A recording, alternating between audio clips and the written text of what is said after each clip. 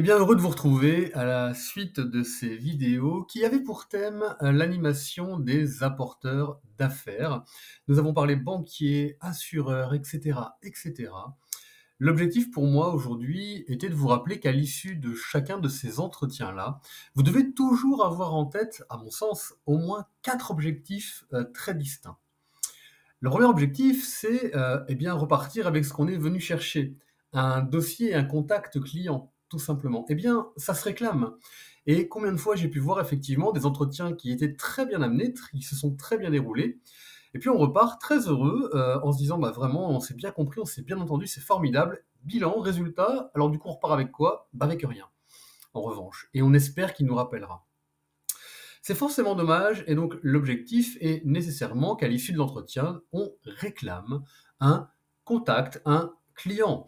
Monsieur l'apporteur d'affaires, donc si on s'est bien compris, est-ce que vous avez déjà en tête un client potentiel à me confier, à m'adresser? Oui? Non? Si c'est non, c'est pas grave, on va rebondir très vite. OK, pas dans l'immédiat, mais je compte sur vous. Le prochain, il est pour moi et vous aurez le réflexe. Oui? Il a dit oui. C'est parfait. Et donc, on va pouvoir enchaîner sur le deuxième objectif de cet entretien, c'est d'obtenir, si j'ai affaire à un manager ou un chef d'entreprise, un patron, une réunion avec ses équipes commerciales. Et c'est l'objectif premier de ces entretiens-là, en réalité. Eh bien, je suis très content d'entendre qu'on aura l'occasion de travailler ensemble. Et vous savez, il n'y a qu'une manière véritablement efficace. Je dois venir à la rencontre de vos équipes commerciales pour leur présenter justement un petit peu mon métier, ma méthodologie et créer en eux les bons réflexes au quotidien pour pouvoir très vite penser à moi. Oui. Alors, bien évidemment, il pourrait y avoir des objections. Non, pas besoin de réunion, tout passe par moi, je centralise. D'accord, mais ils pensent déjà pas forcément des fois à leur propre filiale. Alors comment voulez-vous qu'ils pensent à un partenaire comme moi? Et puis c'est toujours agréable de mettre, je pense, un visage sur un nom. Bon, il y aura ma carte qui sera passée, vous passerez le mot et après, et après. Non, mais de toute façon, si un client dérape, moi je suis au courant, nous dirait un banquier par exemple. Va très bien. Mais alors quand un client va très bien, qu'il vient solliciter son conseiller bancaire pour un prêt auto, et l'endettement un peu limite, la cotation interne pas très bonne, la réponse c'est non. Est-ce que le conseiller va monter tout un dossier de crédit à déposer sur votre bureau, sachant que c'est mort dans le trait de jeu? Il vous dit: «Ah bah attends, bouge pas, je vais te filer la carte de Maxime». Non, non, ça ne marche pas comme ça. Si votre conseiller rencontre un prospect et tout de suite on s'aperçoit que le prospect n'est pas finançable, le saurez-vous vraiment? Non, j'y crois pas. J'y crois pas. Et par expérience, on ne travaille qu'avec les apporteurs d'affaires, parmi lesquels je connais les équipes commerciales individuellement. Alors, je ne vous dis pas forcément de créer une grand-messe lors de vos réunions hebdo, d'1 heure me concernant, vous avez peut-être d'autres sujets, mais pourquoi pas à la limite? Mais si ça pose problème, on peut créer ça sur un autre temps. Je peux venir peut-être à vos réunions, c'est le jeudi, eh bien je pourrais venir peut-être un mardi, bloquer la moitié des équipes 30 minutes, l'autre moitié 30 minutes. J'amène les croissants, faites-moi du café. C'est trop compliqué. Bah, organisez peut-être dans ce cas-là, pour moi, des rencontres individuelles. Mais vous savez, la qualité première d'un commercial, c'est la fainéantise. Un bon commercial, c'est un bon feignant. J'ai toujours, moi, préféré faire une réunion avec 10 apporteurs d'affaires potentiels devant moi et en 1 heure, c'est plié, que 10 rendez-vous d'1 heure, donc 10 heures au global, avec un patron d'agence bancaire systématique. C'est pas du tout le même résultat en plus. C'est pas du tout le même résultat. Donc s'il y a bien un objectif à avoir en tête en réalité, c'est peut-être dans un premier temps de repartir déjà avec un dossier, mais surtout, surtout, de repartir avec une réunion programmée avec les équipes dans 15 jours. Pourquoi pas? Même dans un mois. Peu important, peu important.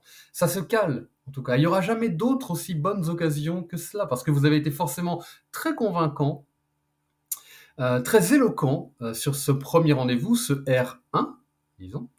Euh, Généralement, la proposition doit être couronnée de succès. Imaginons qu'on s'attaque là pour le coup à un réseau maintenant.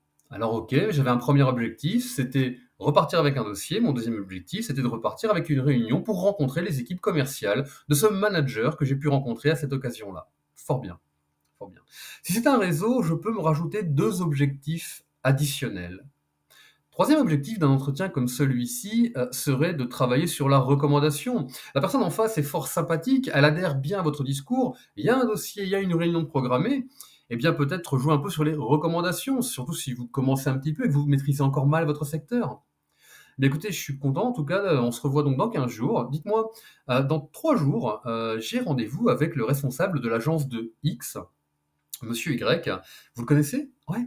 D'accord. Est-ce que je peux me recommander de vous auprès de lui? Formidable. Et d'ailleurs, je voulais aussi prendre rendez-vous avec l'agence de X et Y. Je ne connais pas le responsable, vous avez son nom éventuellement? D'accord, fort bien, etc. Et ça marche, ça marche. Quand vous allez prendre rendez-vous dans les agences, ce n'est pas bonjour, je vais prendre rendez-vous avec le directeur, mais bien avec monsieur Rapnouille de la part de monsieur Debar.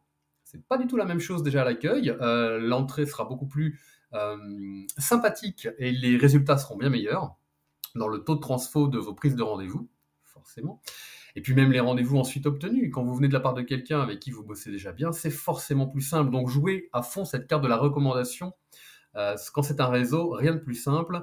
Les gars se connaissent, il y a une direction de groupe, j'imagine, 15 directeurs d'agences bancaires réunis une fois tous les trimestres, peut-être avec le patron de groupe, les gars se connaissent bien. Et puis, et ça va dans ce sens-là, je pense qu'un quatrième objectif serait dans ce cas-là, toujours dans l'optique de s'attaquer à un réseau, bancaire ou autre, hein, mais c'est de prendre un petit peu note de qui sont les hiérarchiques. Ce directeur d'agence a peut-être un directeur de groupe, de secteur, d'entité. Il y a peut-être un responsable de la clientèle des particuliers, un décideur commercial. Qui sont ces gens-là?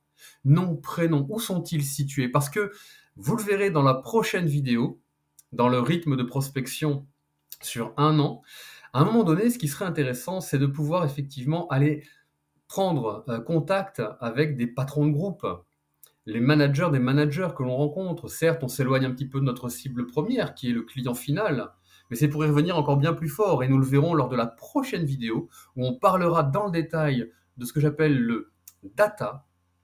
Mais lorsqu'il sera temps, une fois d'avoir semé, de récolter, si on n'a pas du tout les noms, les coordonnées, l'organigramme précis du réseau qu'on attaque, on va se retrouver un petit peu le bec dans l'eau et on ne pourra pas faire fructifier tout ce qu'on aura déjà mis en place. Hâte de vous retrouver pour cette prochaine vidéo. Merci de votre attention et à très vite.